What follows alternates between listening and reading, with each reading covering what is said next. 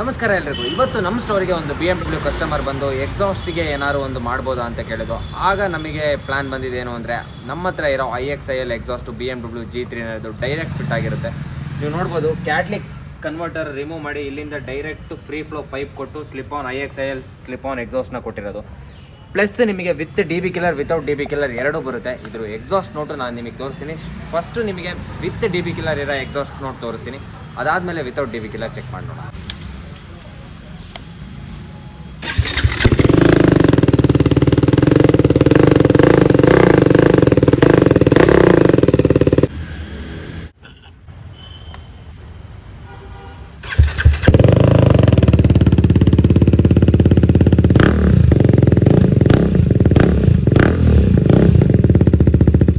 ಈಗ ನಮ್ಮ HTRG ಮೋಡ್ಸಲ್ಲಿ ಆನ್ಲೈನ್ ಮತ್ತು ಆಫ್ಲೈನ್ ಸ್ಟೋರಲ್ಲಿ ಎರಡರಲ್ಲೂ ನೀವು ಬೈ ಮಾಡ್ಬೋದು.